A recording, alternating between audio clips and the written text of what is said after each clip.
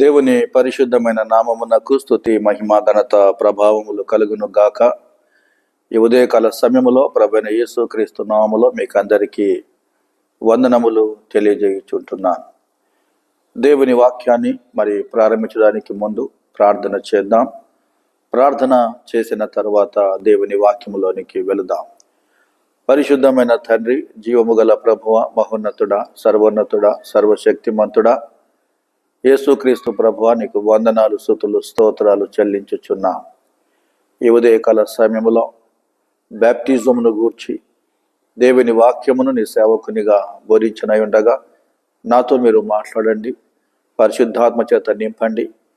నేను నీ వాక్యమును బోధించనై ఉండగా మీరు చిన్న ప్రతి ఒక్కరు కూడా అర్థము చేసుకొని గ్రహించి దేవుని వాక్యానుసారముగా జీవించే కృప అనుగ్రహించుమని యేసుక్రీస్తు పేరట ప్రార్థన చేస్తున్నాము తండ్రి, ఆమేన్. ఈరోజు నేను మీ మధ్యలోనికి తీసుకొని వచ్చిన అంశం ఏంటంటే నీటి బ్యాప్టిజం అనగా ఏమిటి. అందులోనే నీటి బ్యాప్టిజము ఎందుకు తీసుకోవాలి, నీటి బ్యాప్టిజం తీసుకొనిన వారు ఎలా ఉండాలి, నీటి బ్యాప్టిజం వలన కలుగు ప్రయోజనాలు ఏమిటి, ఈ 4 విషయముల మీద దేవుని వాక్యాన్ని మీ మధ్యలోనికి నేను తీసుకొని వచ్చాను.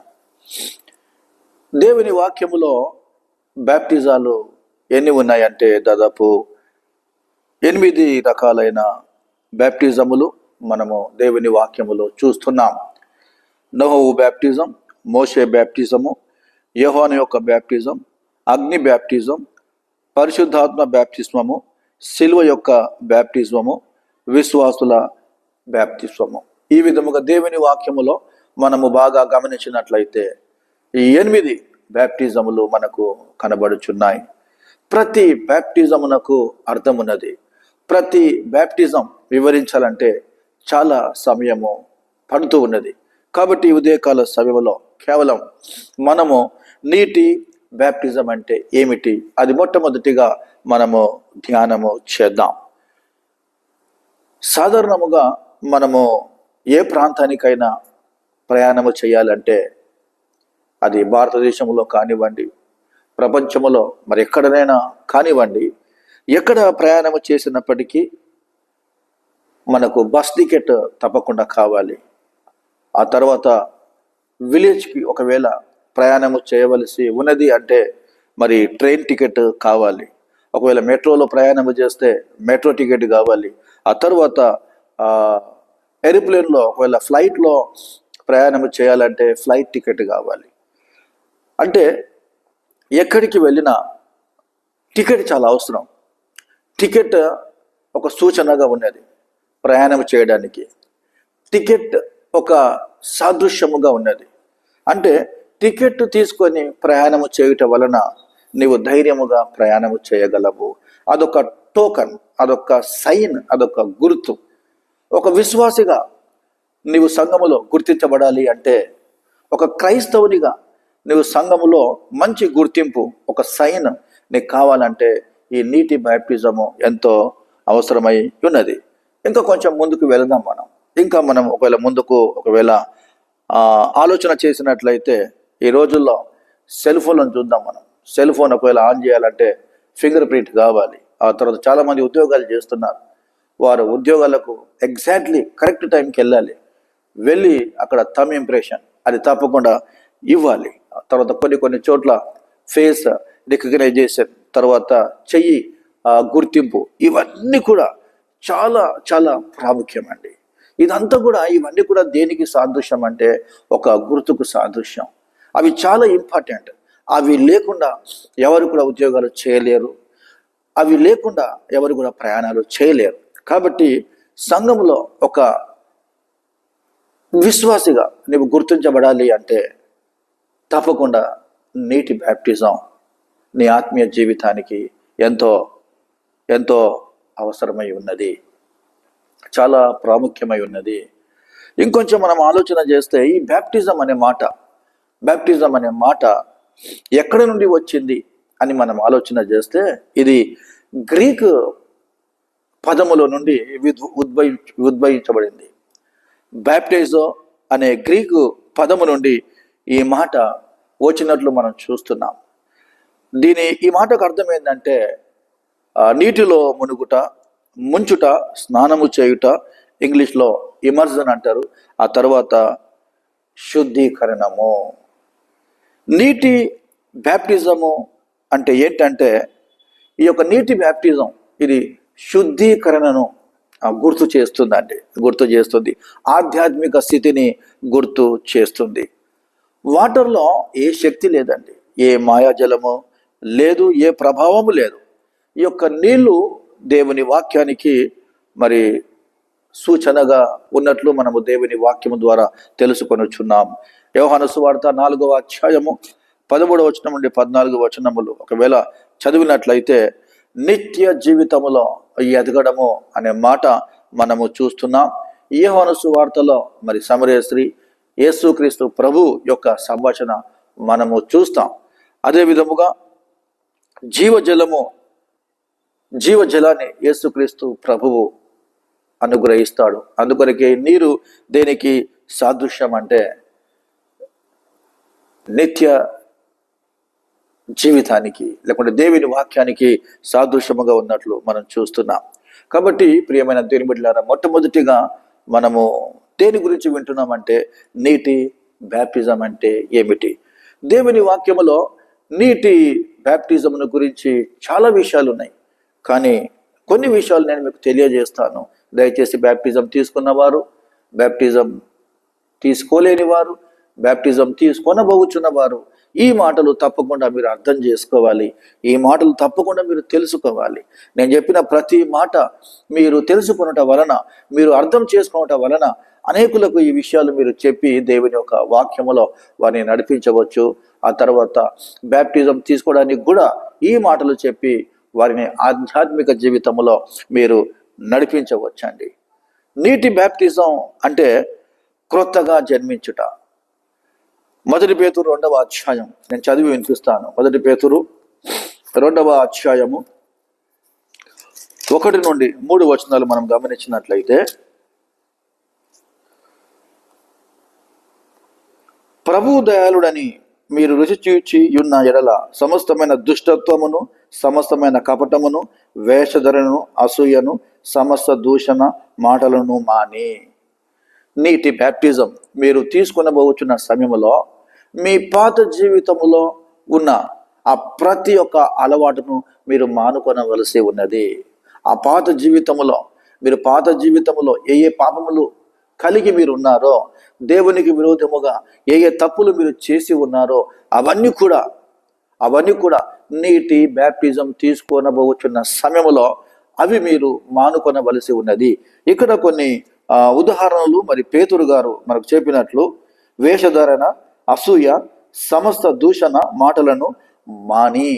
కాబట్టి ఈ పాత జీవితంలో ఏవైతే మీరు కలిగి ఉన్నారో ఇవన్నీ కూడా మీరు మానివేసి క్రొత్తగా జన్మించిన శిశువులను పోలిన వారై. క్రొత్తగా తల్లి గర్భము నుండి ఒక శిశువు ఏ విధముగా జన్మిస్తాడో సో శిశువు యొక్క స్వభావం వాళ్ళకి ఏం తెలియదు అండి. అంటే క్రొత్తగా పుట్టిన శిశువులు ఏ విధముగా నిర్మలమైన మనసు కలిగి ఉంటారో అలాంటి మనసు మీరు కలిగి ఉండాలని దేవుని వాక్యము సెలవిస్తున్నది. నిర్మలమైన వాక్యమును పాల వలన రక్షణ విషయములో ఎదుగు నిమిత్తము ఆ పాలను అపేక్షించడి. ప్రియమైన దేవుని సంగమా, ఈ ఉదయకాలంలో పరిశుద్ధాత్మ దేవుడు మీతో మాట్లాడుతున్నాడు. కాబట్టి నీటి బ్యాప్టిజము నువ్వు తీసుకోవాలంటే క్రొత్తగా జన్మించాలి. నువ్వు క్రొత్తగా జన్మించాలి అంటే నీటి బ్యాప్టిజం తీసుకున్న సమయంలో నేను చెప్పినవన్నీ కూడా మీరు అవన్నీ కూడా మరి మానివేసి క్రొత్తగా జన్మించిన శిశువులను పోలిన వారై ఉండాలి. ఆ తర్వాత యోహాను సువార్త 3వ అధ్యాయము 3వ వచనం మనం గమనించినట్లయితే, దయచేసి మరి బైబిల్లో ఉన్నవారు నాతో కూడా తెరిచి మరి ఉంచాలని కోరుతున్నాను. నేను చదవమన్నప్పుడు దయచేసి మీరు చదవాలని నేను దేవుని కృపను బట్టి నేను మీకు తెలియజేస్తున్నాను. యోహాను సువార్త 3వ అధ్యాయము 3-4 అందుకు యేసు అతడితో, ఒకడు క్రొత్తగా జన్మించుతూనే కానీ అతడు దేవుని రాజ్యము చూడలేడని నీతో నిశ్చయముగా చెప్పుచున్నాను. పేతురు ఏ విధముగా 2వ అధ్యాయం 1-3 ఏ విధముగా తెలియజేశాడో ఇక్కడ కూడా మరి యోహాను భక్తుడు కూడా అదే విషయాన్ని ఇక్కడ మెన్షన్ చేస్తున్నాడు, తెలియజేస్తూ ఉన్నాడు. ఒకడు క్రొత్తగా జన్మించితేనే గాని అతడు దేవుని రాజ్యమును చూడలేడని నీతో నిశ్చయముగా చెప్పుచున్నాను. నీటి బ్యాప్టిజం తీసుకోవాలంటే పురుషుడు కానివ్వండి, స్త్రీ కానివ్వండి, యవనస్తులు కానివ్వండి, యవనస్తురాళ్ళు కానివ్వండి, క్రొత్తగా జన్మించాలి. క్రొత్తగా జన్మించుట అంటే నీ పాత అలవాట్లు మానుకోవాలి. అందుకొరకే 1 కొరింథీయులకు రాసిన పత్రిక 5వ అధ్యాయం 17 కాగా ఎవడైనను క్రీస్తు నందు ఉన్న ఎడల వాడు నూతన సృష్టి, పాతవి గతించను, ఇదిగో కొత్తవాయను. కాబట్టి ప్రియమైన దేవుని బిడ్డలారా, మీ జీవితంలో ఉన్న పాత అలవాట్లు అవన్నీ గతించిపోవాలి. మీ జీవితంలో ఉన్న పాత పద్ధతులు అవన్నీ గతించిపోవాలి. మీ జీవితంలో ఏవైతే లోక సంబంధమైన అలవాట్లు ఏవైతే ఉన్నాయో అవన్నీ కూడా మరిచిపోయి మీరు కొత్తగా జన్మించవలెనని దేవుడు మీతో మాట్లాడుతూ ఉన్నాడు. కాబట్టి 5వ వచనములో ఒకడు నీటి మూలముగాననే మాట ఉన్నది. ఆత్మ మూలముగాను అది వేరే ప్రసంగం అవుతుంది, కాబట్టి నేను దాని గురించి బోధించడం లేదు. ఒకడు నీటి మూలముగా జన్మించాలి. 6వ వచనం, శరీర మూలముగా జన్మించినది శరీరమును అని దేవుని వాక్యము సెలవిచ్చుచున్నది. కాబట్టి మొట్టమొదటిగా నీటి బ్యాప్టిజం తీసుకోవాలంటే పాత అలవాట్లు మీరు మానుకోవాలి.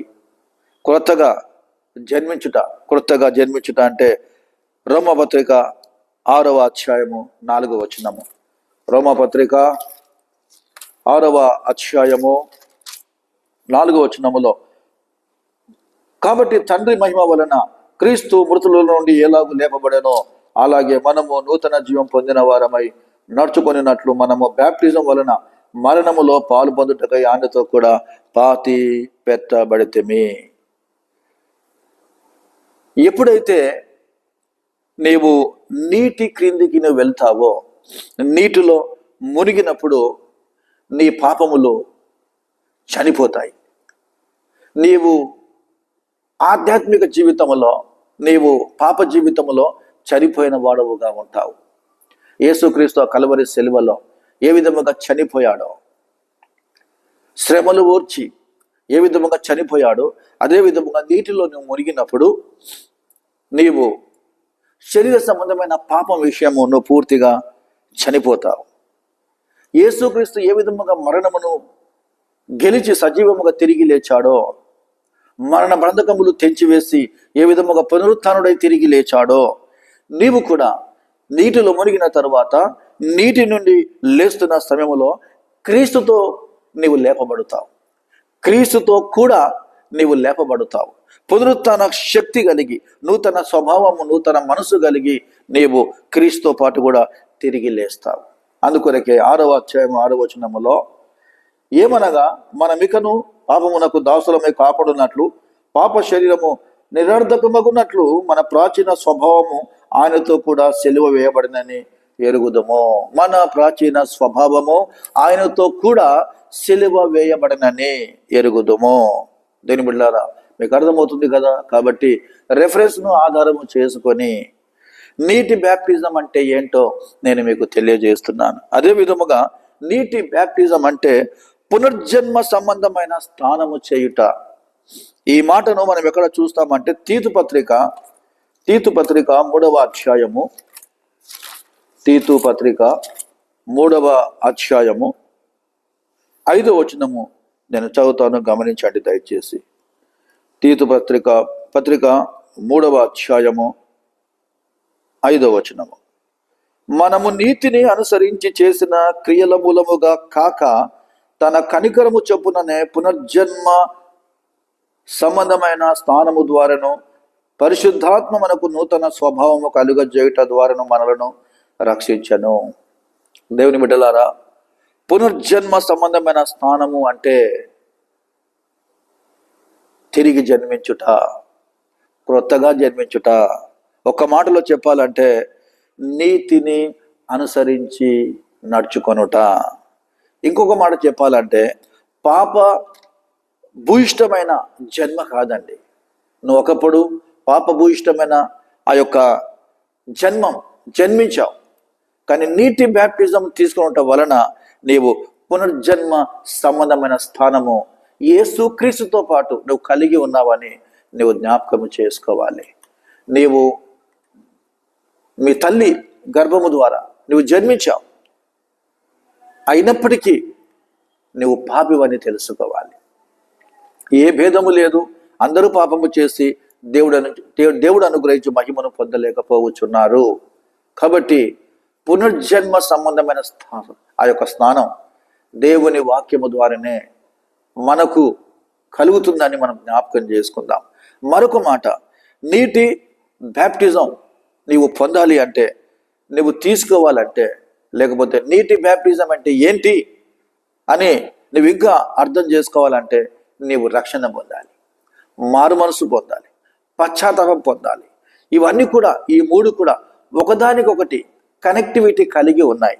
ఈ రక్షణ అనే మాట మనం ఎక్కడ చూస్తామంటే అపోస్తుల కార్యము 16వ అధ్యాయం 31వ వచనములో, ప్రభు అయిన యేసునందు విశ్వాసం ఉంచుము, నీవును నీ ఇంటి వారును రక్షణ పొందుదురు. రక్షణ అంటే విడుదల. ఒక పాపికి విడుదల కావాలి, ఒక పాపికి విముక్తి కావాలి, తన పాప జీవితము నుండి విముక్తి కావాలి, పాపములో నుండి అతనికి విడుదల కావాలి. విడుదల కావాలి అంటే యేసుక్రీస్తు దగ్గరికి రావాలి. విడుదల కావాలి అంటే దేవుని బిడ్డలారా యేసుక్రీస్తు నందు విశ్వాసము కలిగి ఉండాలి. ఒక్కసారి మనం ఇంకా దేవుని వాక్యం మనం బాగా ఆలోచన చేసినట్లయితే మారు మనసు అనే మాట ఒకటి మనం చూస్తాం దేవుని వాక్యములో. మత్తయి సువార్త 3వ అధ్యాయము 2వ వచనం ఒకసారి మనం చదువుదాం. దయచేసి బైబిల్ ఉన్నవారు నాతో కలిసి మరి చదవాలని మనవి చేస్తున్నాను. మత్తయి సువార్త 3వ అధ్యాయము 2వ వచనం. మత్తయి సువార్త 3వ అధ్యాయము 2వ వచనములో, పరలోక రాజ్యము సమీపించి ఉన్నది, మారు మనసు పొందుడని యూదయ అరణ్యములో ప్రకటించుచుండెను. బ్యాప్టిజం ఇచ్చు యోహాను ఆయన ఈ విధముగా ప్రారంభించాడు. నీటి బ్యాప్టిజం పొందాలి అంటే మారు మనసు చాలా అవసరం. పరలోక రాజ్యము సమీపించి ఉన్నది, మారు మనసు పొందుడి అని యూదయ అరణ్యములో బ్యాప్టిజం ఇచ్చు యోహాను మరి ప్రకటిస్తూ అక్కడ ఉన్నాడు. మారు మనసు అనగానే దేవునికి స్తోత్రము కలుగును గాక, మనస్సు మారుట, ఆ పాత స్వభావమును, ఆ ప్రాచీనమైన స్వభావమును విడిచిపెట్టి మారు మనస్సు కలిగి రూపాంతరము చెందుట. అందుకే రోమా పత్రిక 12వ అధ్యాయం 2వ వచనం చదువుతాను. రోమిలకు రాసిన పత్రిక, అపోస్తలుడైన పౌలు రోమిలకు రాసిన పత్రిక 12వ అధ్యాయము అక్కడ మనం చదువు 2వ వచనములో,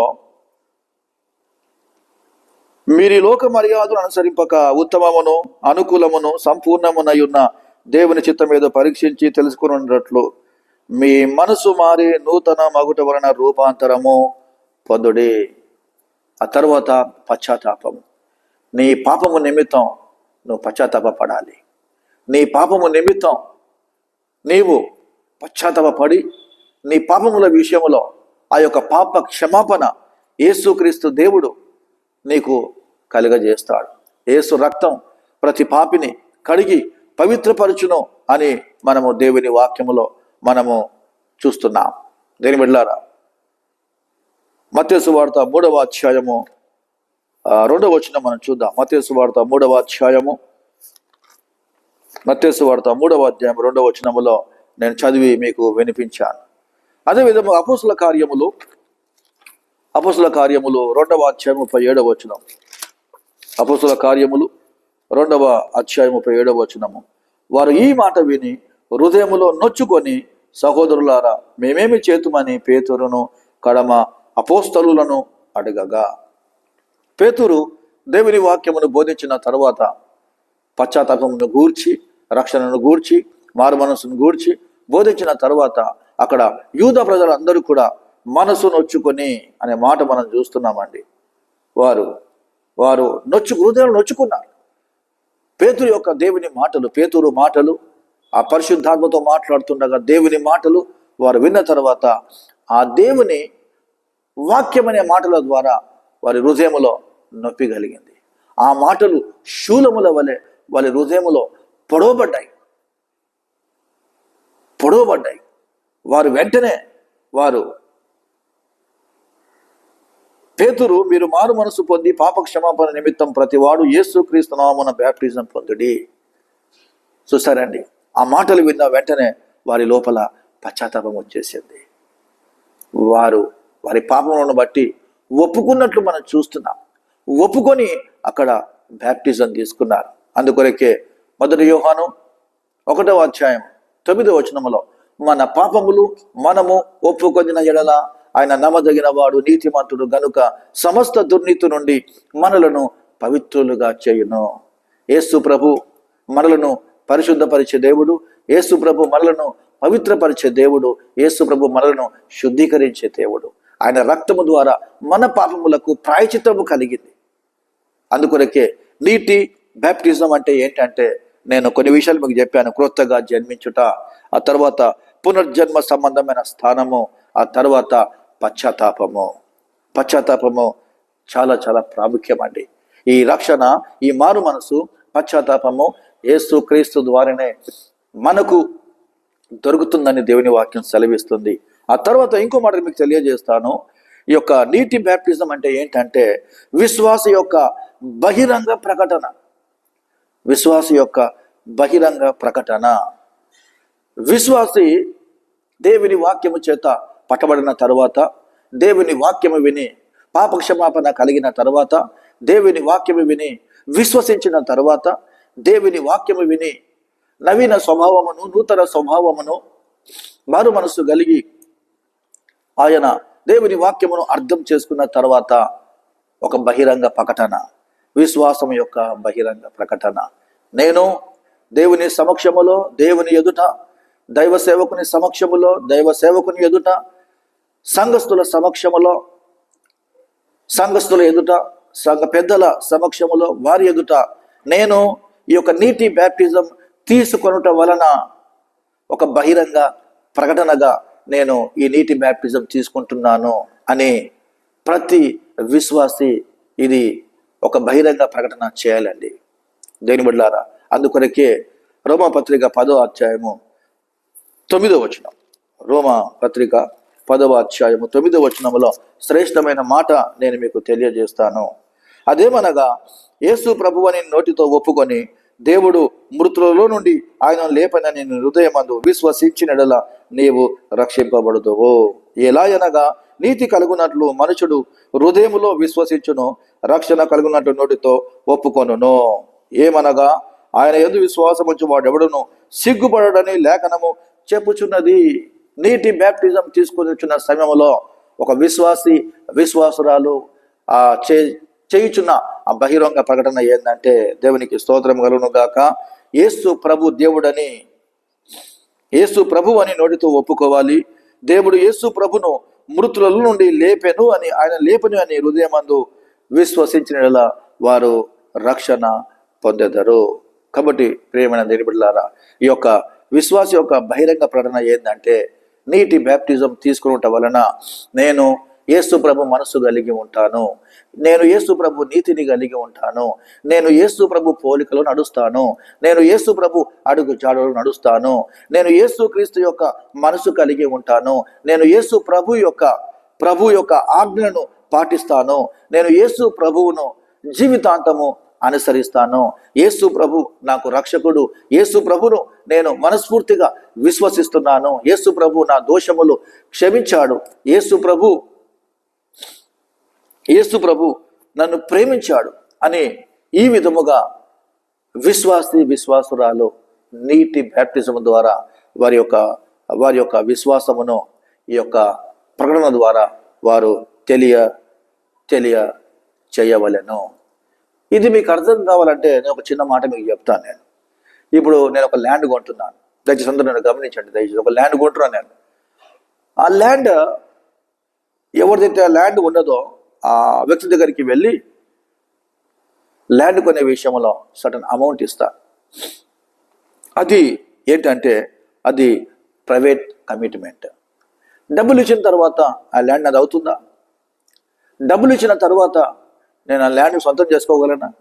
రెండవ పని నేను చెయ్యాలి. రెండవ పని ఏంటంటే డిక్లరేషన్.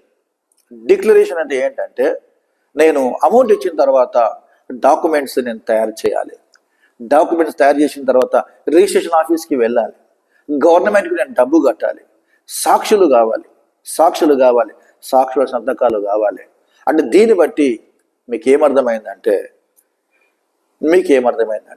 డబ్బు ఇచ్చుట వలన అది ఇద్దరి మధ్యలోనే ఉంటుంది.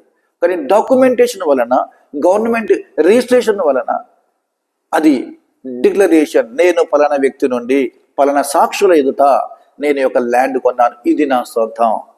సో ఇది కూడా అదేనండి. నేను పాస్టర్మ గారిని నేను వివాహం చేసుకొని ఉన్నా. మీకు అర్థం కావడానికి ఈ మాట నేను చెప్తున్నా. నేను పాస్టర్మ గారిని నేను చూసిన తర్వాత ఈ అమ్మాయి నాకు నచ్చింది, నేను తీసుకుని వెళ్తాను, నేను ఈ అమ్మాయితో నేను ప్రేమగా ఉంటాను అంటే సరిపోతుందా? అది ప్రైవేట్ కమిట్మెంట్ అన్నమాట. సో నేనేం చేయాలి? అమ్మాయిని చూసిన వెంటనే అమ్మాయి నచ్చింది కాబట్టి నేను డిక్లరేషన్ చేయాలి. ఎంగేజ్మెంట్ ద్వారా డిక్లరేషన్ చేయాలి. మ్యారేజ్ ద్వారా డిక్లరేషన్ చేయాలి. సంతకములు పెట్టడం ద్వారా నేను పబ్లిక్ డిక్లరేషన్ చేయాలి. ఇది కూడా అంతేనండి. విశ్వాసి యొక్క బహిరంగ ప్రకటన ఏంటంటే నేను యేసుక్రీస్తు నామములో విశ్వసించాను, నేను యేసుక్రీస్తును సొంత రక్షకునిగా అంగీకరించాను, యేసుక్రీస్తు నా పాపముల నిమిత్తము ఆయన శ్రమపడి మరణించి సమాధి చేయబడి 3వ దినము తిరిగి లేచాడు. నేను యేసుక్రీస్తును జీవితాంతము మరణము నన్ను ఎడబాపు వరకు నేను ఆయన యందు విశ్వాసము కలిగి ఉంటానని యొక్క డిక్లరేషన్ చేయవలసి ఉన్నది. కాబట్టి ప్రియమైన దేవుని బిడ్డలారా, నీటి బ్యాప్టిజం అంటే ఏంటంటే నేను మరలా మీకు చెబుతున్నాను, మీరు అర్థం చేసుకోవడానికి. దయచేసి బ్యాప్టిజం తీసుకున్నవారు, తీసుకొనబోచున్నవారు, తీసుకోలేని వారు కూడా దయచేసి ఆలోచన చేయండి. ఒకటి, క్రొత్తగా జన్మించుట. రెండవది, పునర్జన్మ సంబంధమైన స్నానము చేయుట. మూడవది, పశ్చాత్తాపపడుట. నాలుగవది, విశ్వాస యొక్క బహిరంగ ప్రకటన. ఇప్పుడు నేను రెండవది చెప్తాను. నేను ఆ ఫస్ట్ పార్ట్ అయిపోయింది. రెండవదిగా ఎందుకు బ్యాప్టిజం తీసుకోవాలి? ప్రతి ఒక్కరికి వచ్చే క్వశ్చన్, ఎందుకు బ్యాప్టిజం తీసుకోవాలి? చాలామంది ఈ ప్రశ్న వేసుకుంటూ మరి ఎందుకు బ్యాప్టిజం తీసుకోవాలని అందరూ వెనక్కి వెళ్ళిపోతారు, అవిశ్వాసంలోనికి వెళ్ళిపోతారు. అది దేవునికి సంబంధించిన జ్ఞానము కాదండి. అది ఎందుకు బ్యాప్టిజం తీసుకోవాలంటే యేసు ప్రభు బ్యాప్టిజం తీసుకున్నాడు కాబట్టి. యేసు ప్రభు ఎక్కడ తీసుకున్నాడు బ్యాప్టిజం ఆలోచన చేస్తే మత్తయి సువార్త 3వ అధ్యాయము, మత్తయి సువార్త 3వ అధ్యాయము 15వ వచనం చదువుతాను నేను. మత్తయి సువార్త 3వ అధ్యాయము 15వ వచనం, 14వ వచనం.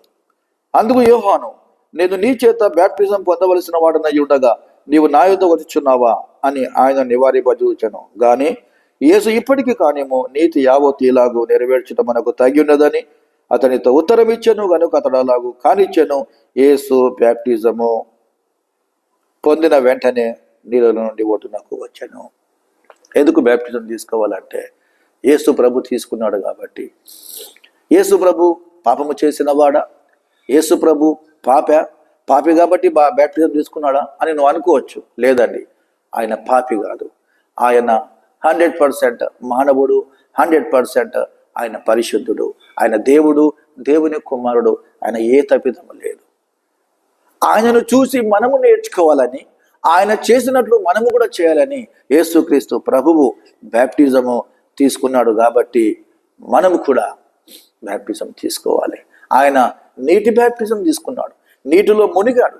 యోహాను చేత బ్యాప్టిజం ఇచ్చి యోహాను చేత బ్యాప్టిజం తీసుకున్నాడు. ఆయన నీటి బ్యాప్టిజం తీసుకున్నాడు కాబట్టి మనము కూడా నీటి బ్యాప్టిజము తీసుకోవడము దేవుని వాక్యానుసారమైన బ్యాప్టిజం అండి. దేవుని వాక్యములో కొంతమంది భక్తులు కూడా మరి నీటి బ్యాప్టిజం తీసుకున్నారు. మనం ఆలోచన చేస్తే నికోదేము నీటి బ్యాప్టిజం తీసుకున్నాడు. నపుంసకుడు, ఐథియోపియుడైన నపుంసకుడు, ఆయన కూడా ఫిలిప్ చేత నీటి బ్యాప్టిజం తీసుకున్నాడు. అదే విధముగా అననీయ భక్తుడు మరి పౌలు గారికి నీటి బ్యాప్టిజం ఇచ్చినట్లు మనము చూస్తూ ఉన్నాం. దేని బిడ్డలారా, యేసు ప్రభు తనకు తానే ఆయన బ్యాప్టిజం ఇచ్చు యోహాను చేత బ్యాప్టిజం తీసుకున్నాడు. ఎందుకు తీసుకున్నాడు? యేసు ప్రభు ఎందుకు తీసుకున్నాడు అంటే నీతి నెరవేర్చుటకు, నీతిని చేయుటకు, నీతిని అనుసరించుటకు, నీతిని నెరవేర్చుటకు యేసు ప్రభు బ్యాప్టిజం తీసుకున్నాడు, నీటి బ్యాప్టిజం.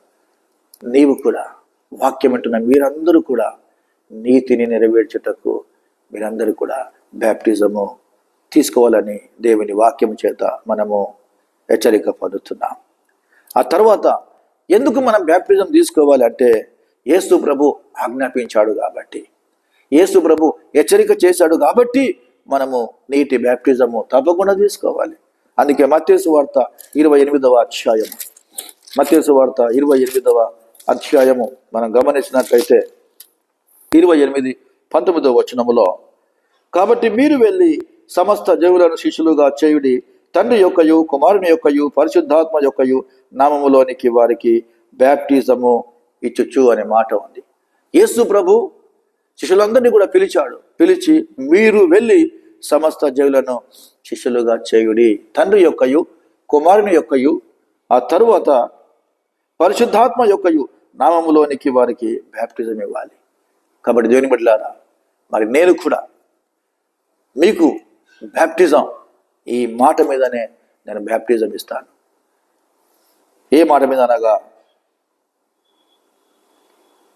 తండ్రి కుమార పరిశుద్ధాత్మ నామములో నేను మీకు బ్యాప్టిజం ఇస్తానండి.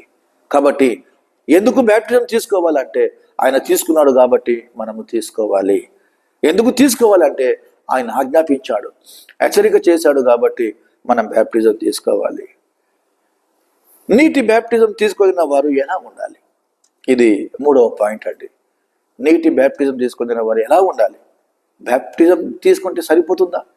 నీటి బ్యాప్టిజము దేవుని సమక్షములో, సంఘ పెద్దల సమక్షములో, విశ్వాసుల సమక్షములో, సంఘం సమక్షములో బ్యాప్టిజం తీసుకొని ఇంటికి వెళ్ళిపోతే సరిపోతుందా అండి?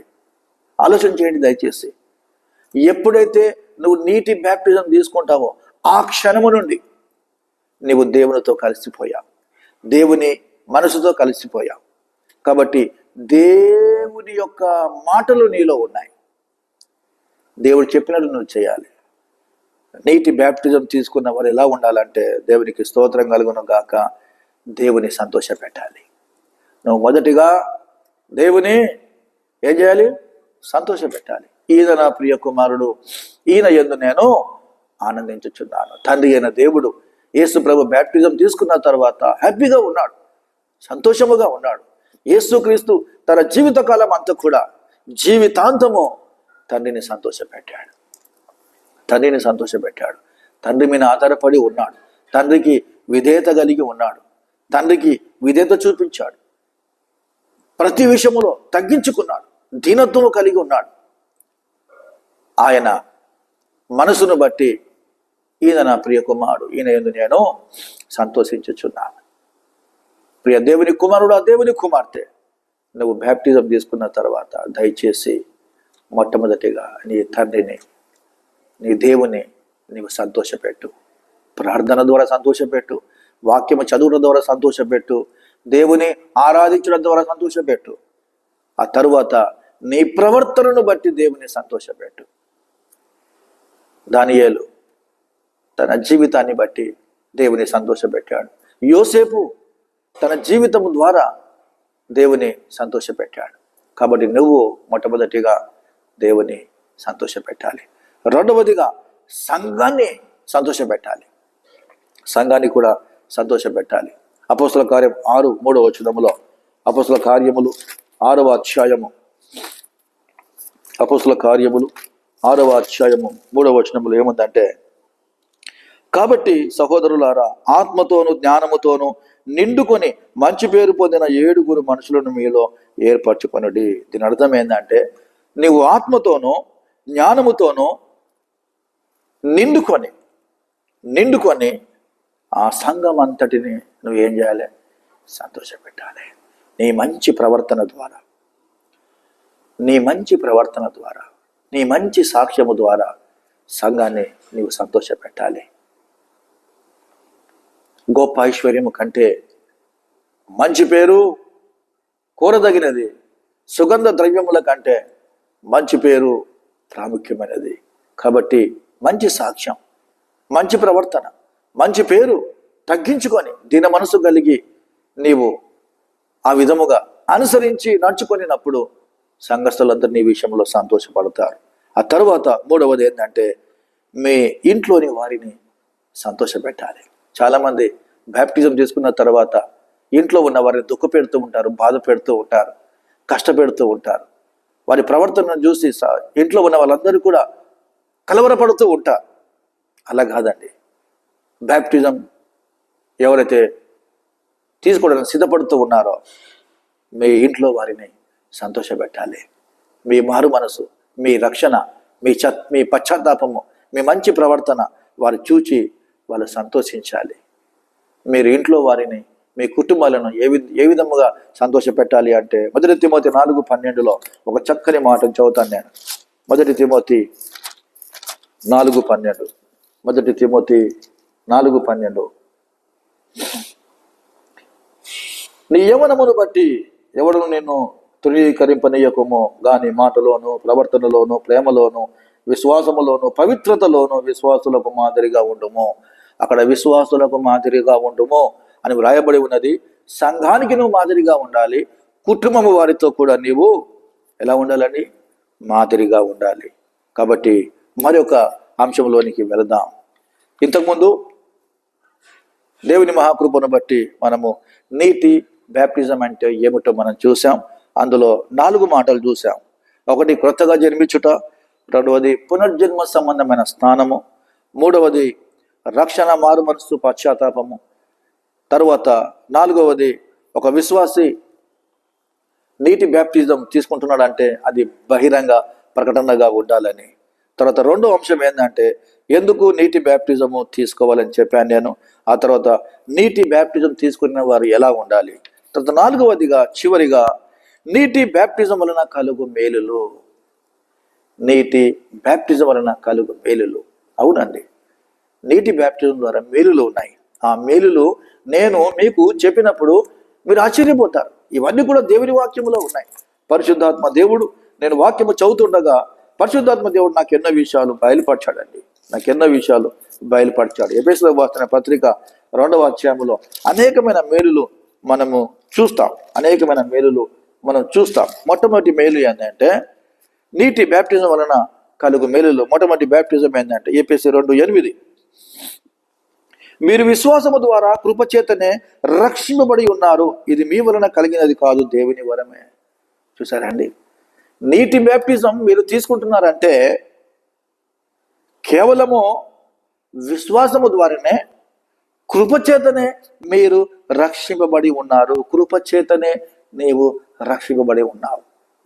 దానికి నువ్వు ఏమీ వెల చెల్లించలేదు. ఏ వెల చెల్లించలేదండి. అందుకే యేసుప్రభువు అంటున్నాడు దేవుని వాక్యములో, భక్తుడైన పౌలు అంటున్నాడు, మీరు విలువ పెట్టి కొనబడిన వారు, మీరు మీ సొత్తు కాదు, దేవుని సొత్తు అని బైబిల్లో చూస్తున్నాం. కాబట్టి నీవు విశ్వాసము ద్వారానే ఆ విశ్వాసాన్ని దేవుడు నీకు ఇచ్చాడు. ఆ విశ్వాసము దేవుడు నీ హృదయంలో ఏర్పాటు చేశాడు.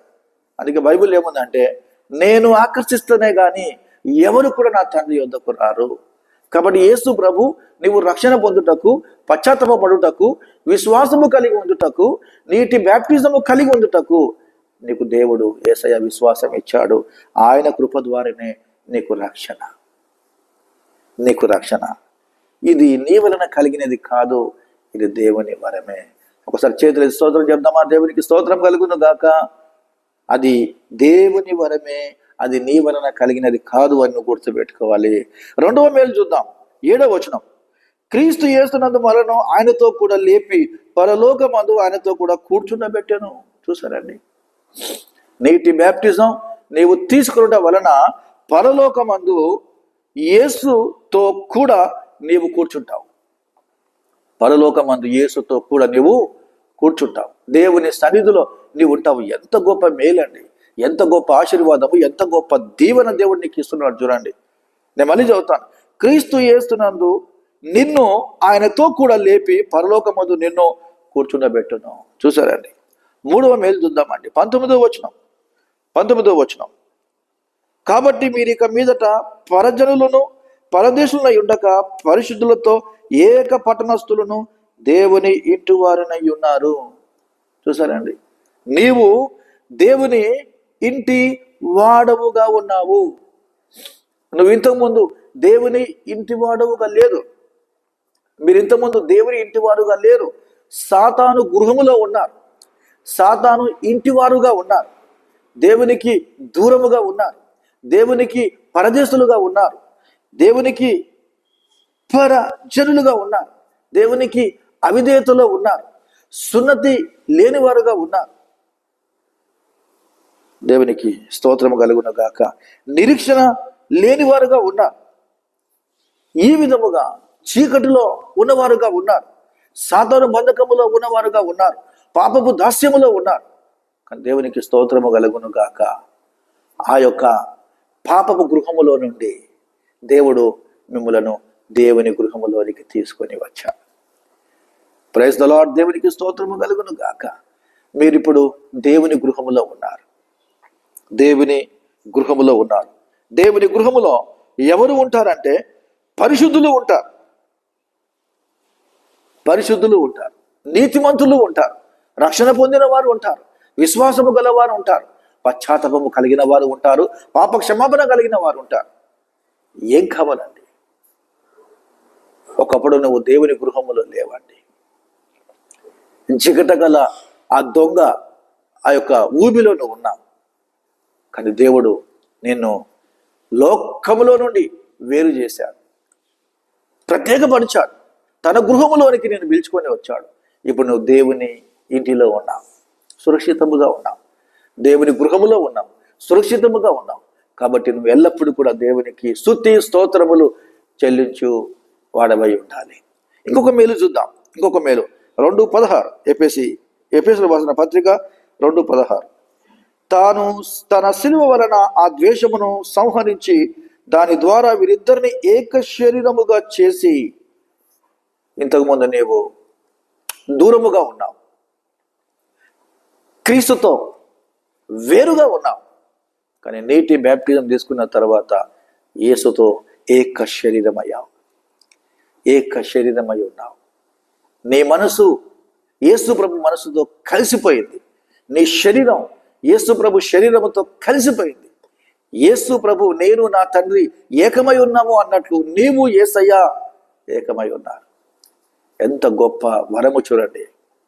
తర్వాత ఇంకో మేలు మీకు చెప్తాను నేను.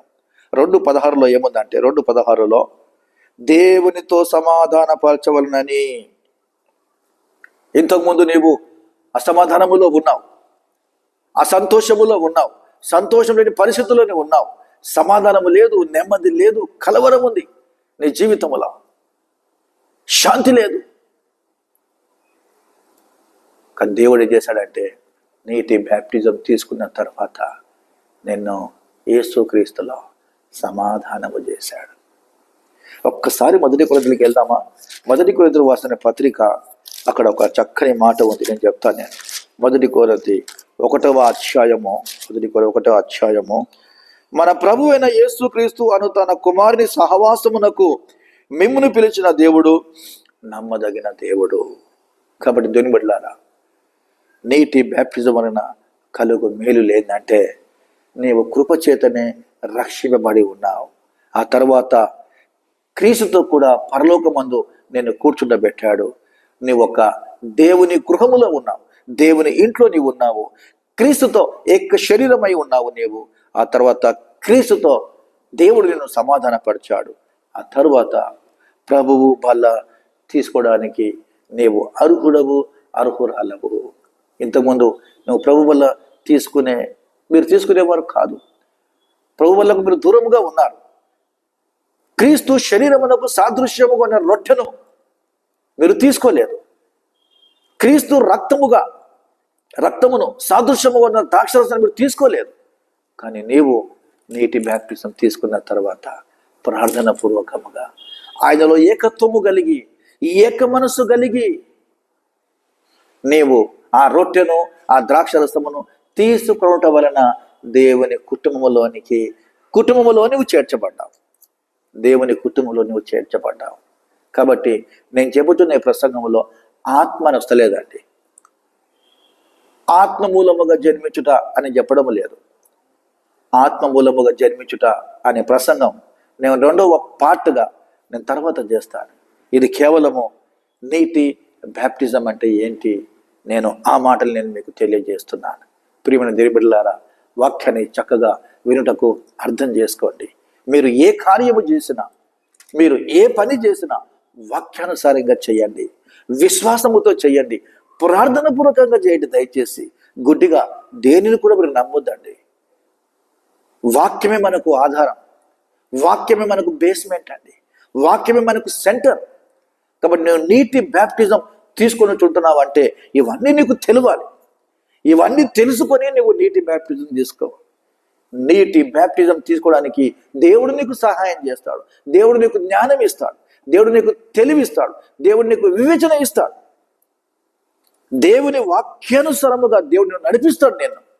ఇవి నువ్వు తెలుసుకున్నావంటే నీ మనసులో భద్రం చేసుకో. దయచేసి బైబిల్ ఏముందంటే 119వ కీర్తనలో నీ ధర్మశాస్త్రములోని ఆశ్చర్యమైన సంగతులు నేను తెలుసుకున్నట్లు నా కన్నులు తెరువుము. దేవుడు ఈ నీటి బ్యాప్టిజం ద్వారా నీ కన్నులు తెరుస్తాడు. ఆ తర్వాత ఎవరైతే నీటి బ్యాప్టిజం తీసుకోవడానికి సిద్ధపడుతూ ఉన్నారో ఈ అన్ని మాటలు వారికి చెప్పి వారిని కూడా నీవు సిద్ధపరచాలి. నేను ఇంకో మాట చెప్తాను. నేను పాస్టర్ గారు ఇన్ని మాటలు మీరు చెప్పారు కదా, నీటి బ్యాప్టిజం తీసుకోకపోతే ఏంటి సార్, ఏమి జరిగేది సార్? సిలువలో ఉన్న దొంగ నీటి బ్యాప్టిజం తీసుకోలేదు కదా, వెంటనే అతడు పరదేశంలో చేర్చుకొనబడ్డాడు. యేసయ్యనే చెప్పాడు, నేడు నీవు నాతో కూడా పరదేశంలో ఉండవు. దేవుడిచ్చింది అక్కడ అతనికి ఆత్మ సంబంధమైన బ్యాప్టిజం అండి. ఎందుకంటే ఆ దొంగ భూమి మీద లేడు, ఆకాశానికి భూమికి మధ్య సిలువలో వేలాడబడుతూ ఉన్నాడు, కొన ప్రాణముతో ఉన్నాడు, చనిపోయే స్థితిలో ఉన్నాడు. అతనికి ఏ ఆధారము లేదు. కానీ అక్కడ పశ్చాత్తాపము కలిగి, మారు మనసు కలిగి తన తప్పిదాలను ఒప్పుకున్నాడు. వెంటనే యేసు ప్రభు అతను ఒప్పుకున్నాడు తన పాపములు. కాబట్టి నేడు నీవు నాతో కూడా పరదేశంలో ఉండు. ఆ దొంగకున్నంత ఆ సిచ్యువేషన్ నీకున్నా ఇప్పుడు. ఆ దొంగ ఆకాశానికి భూమికి ఆ మధ్యలో వేలాడిన రీతిగా నువ్వు అలా వేలాడబడ్డావా? ఆ దొంగ వలె నువ్వు సిలువ వేయబడ్డావా? ఆ దొంగ వలె నువ్వు మాట్లాడుతున్నావా? ఆ దొంగ పరిస్థితి నీకున్నదా? లేదు కదండి. దేవుడు నీకు మంచి అవకాశం ఇచ్చాడు. వాక్యాన్ని అర్థం చేసుకుంటే నువ్వు ఆ విధంగా మాట్లాడు. వాక్యాన్ని విశ్వాసముతో ప్రార్థన పూర్వకముగా నీవు చదివి అర్థం చేసుకుంటే ఆ విధంగా మాట్లాడవు. అది సాతాను సంబంధమైన జ్ఞానం. కాబట్టి దేవుడు నీకు మంచి అవకాశం ఇచ్చాడు. ఇదే అనుకూలమైన సమయం, ఇదే రక్షణ దినం. కాబట్టి దయచేసి నేను ఎందుకు బ్యాప్టిజం తీసుకోవాలి, సిలువలో దొంగ తీసుకోలేదు కదా అన్న మాటలు నీ యొక్క మనసులోనికి రానియకూడదు. యేసు ఏమంటున్నట్టే నేను మీకు చెప్తాను. నేను మార్కు సువార్త 16వ అధ్యాయం, మార్కు సువార్త 16వ అధ్యాయము దేవుడు, పరిశుద్ధాత్మ దేవుడు మార్కు భక్తుని ద్వారా ఒక చక్కని మాట రాయించాడు. మార్కు 16వ అధ్యాయము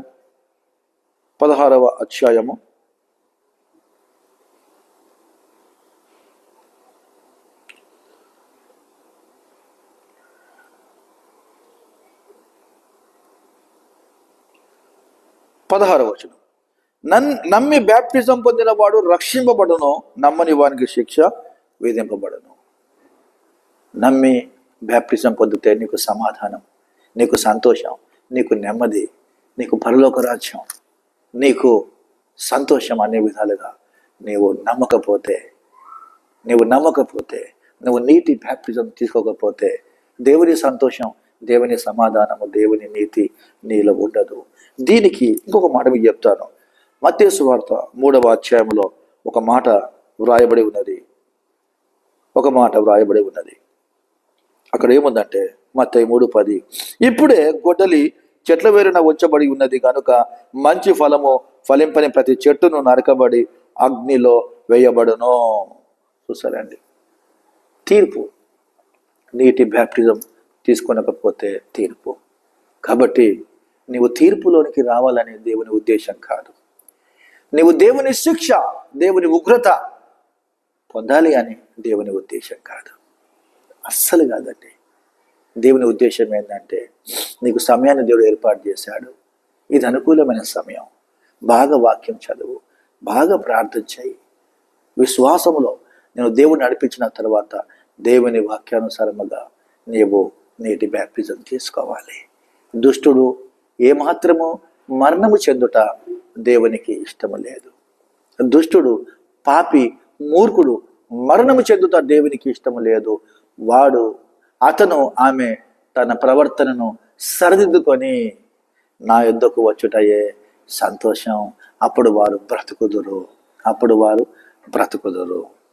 దేని బిడ్డలారా, ఉదయకాల సమయంలో బ్యాప్టిజం అంటే ఏమిటి అనే అంశం మీద దేవుని వాక్యం మీరు ఉంటున్నారు. కాబట్టి ఈ మాటలన్నీ కూడా మీరు హృదయంలో భద్రం చేసుకోండి. పౌలు అంటున్నాడు, వెనుక ఉన్నవి మరిచి ముందున్న వాటి కొరకు వేగిరపరుడి. వెనుక ఉన్నవన్నీ కూడా మర్చిపోండి దయచేసి. మీరు జీవించిన కాలమంతా కూడా గతించిన కాలము చాలును అని దేవుని వాక్యంలో చూస్తున్నాం. మీ ముందు యేసయ్యను పెట్టుకోండి. ఆ యేసయ్య వెలుగులో నడవండి. చీకటిలో నడవకుండా యేసయ్య వెలుగులో మీరు నడుస్తే దేవుని కృప, దేవుని ఆత్మ, దేవుని శక్తి మీ మీద ఉంటుంది. కాబట్టి నేను మరలా కొన్ని విషయాలు చెప్పి వాక్యాన్ని ముగిస్తాను. నీటి బ్యాప్టిజం అంటే ఏమిటో మరొకసారి నేను చెప్తాను మీకు. నీటి బ్యాప్టిజం అంటే క్రొత్తగా జన్మించుట, పునర్జన్మ సంబంధమైన స్థానము, 2వది స్నానము, 3వదిగా రక్షణ, మారు మనసు, పశ్చాత్తాపము నువ్వు పొందాలి. ఇది విశ్వాసి యొక్క ఒక బహిరంగ ప్రకటన. తర్వాత 2వది, ఎందుకు నీటి బ్యాప్టిజము తీసుకోవాలంటే నేను చెప్పాను. 3వదిగా నీటి బ్యాప్టిజం తీసుకునే వారు ఎలా ఉండాలని చెప్పాను నేను. 4వదిగా నీటి బ్యాప్టిజం వలన కలుగు మేలులని చెప్పాను. 5వదిగా నీటి బ్యాప్టిజము తీసుకొనకపోతే ఏం జరుగుతుందో అది కూడా మీకు చెప్పాను. దయచేసి దేవుని బిడ్డలారా, ఈ మాటలను మీరు విన్నారని, అర్థం చేసుకున్నారని, ఇంకా ప్రార్థన చేస్తూ బ్యాప్టిజములు తీసుకున్నటకు మీరు వేగిరపడుతారని, మీ మనస్సును ప్రభువైన యేసుక్రీస్తు నామములో స్థిరపరచుకొని మరి బ్యాప్టిజం కొరకు సిద్ధపడతారని నేను ఆశిస్తున్నాను. దేవుడు మీ అందరినీ ప్రత్యేకముగా దీవించును గాక. ప్రార్థన చేద్దాం. తలలు వంచండి, కళ్ళు మూసుకొని ప్రార్థన చేద్దాం. జీవము గల తండ్రి, పరిశుద్ధుడా, మహోన్నతుడా, నీకు వందనాలు, స్తుతులు, స్తోత్రాలు చెల్లించుచున్నాను.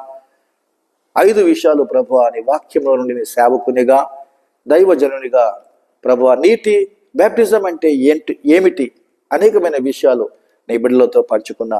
ఎవరైతే బ్యాప్టిజంలో ప్రభు తీసుకున్నట్టుకు సిద్ధపడి ఉన్నారో వారితో మీరు ఉండండి, వారితో మీరు మాట్లాడండి. నీ వాక్యము చేత మాట్లాడండి, ప్రార్థన ద్వారా మాట్లాడండి. ప్రభువా నీ వాక్యం అర్థం చేసుకొని వాక్యానుసారముగా స్థిరమైన విశ్వాసము, స్థిరమైన నమ్మకం కలిగి వాక్యానుసారమైన నీటి బ్యాప్టిజము తీసుకొని ఆ విధముగా తండ్రి నీలో ఏకత్వమై నీలో నివాసము చేయుటకు, నీలో నివసించుటకు, నీతో నడుచుటకు సహాయం అనుగ్రహించుమని నజరేయుడు యేసుక్రీస్తు పరిశుద్ధమైన నామములో ప్రార్థన చేస్తున్నాము తండ్రి. ఆమేన్.